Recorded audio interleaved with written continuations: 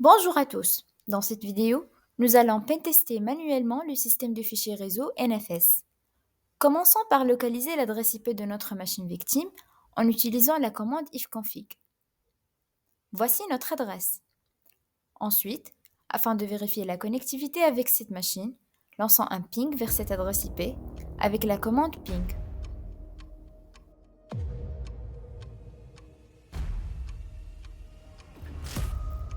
Poursuivons en effectuant un scan des ports avec Nmap pour identifier les ports ouverts et les services actifs. L'option "-p plage de numéro, c'est pour spécifier une plage de port. L'option "-ss, c'est pour avoir les services. "-sv, c'est pour les versions. Toujours avec sudo.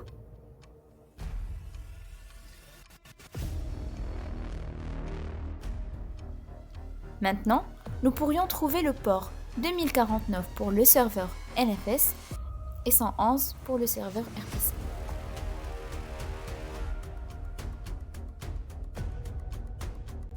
Utilisons maintenant la commande rpc info pour inspecter les services de la machine distante. Avant, on va passer en mode route. Pour connaître la syntaxe exacte, tapons main rpc info. Voici la syntaxe. Maintenant, exécutons rpc info-p pour obtenir les informations sur les services RPC actifs sur cette machine.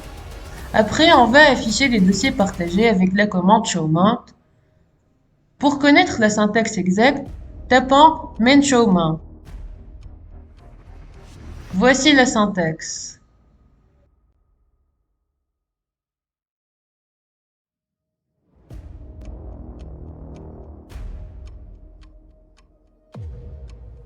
Dans notre cas, aucun dossier partagé n'est répertorié. Revenons au répertoire racine. Passons maintenant à la phase d'exploitation. Montons le système de fichiers NFS distant à l'aide de la commande mount.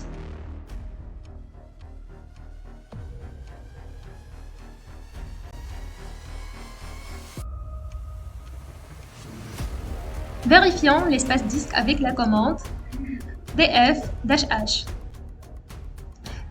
Cela affichera les informations sur l'espace disque utilisé et disponible. Ensuite, changeons de répertoire personnel et créons un répertoire caché .ssh dans le répertoire racine avec la commande mkdir.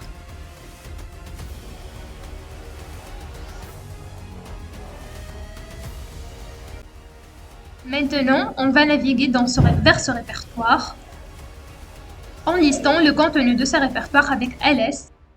Nous constatons qu'aucune paire des clés publiques ou privées n'existe encore. Créons-les maintenant avec la commande kitgen-rsa en tapant trait pour les deux options suivantes.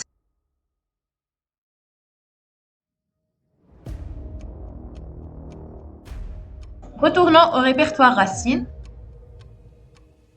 Ouvrons le dossier partagé monté.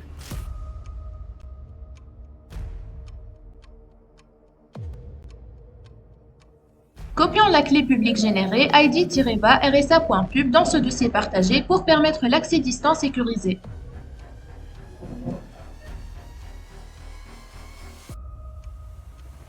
Une fois que la clé publique est copiée dans le dossier partagé, nous allons l'ajouter au fichier authorized key. Cela permet à la machine distante de reconnaître notre clé et d'autoriser la connexion sans mot de passe. Retournons au répertoire route SSH. Utilisons maintenant cette clé pour établir une connexion SSH à distance avec notre machine cible.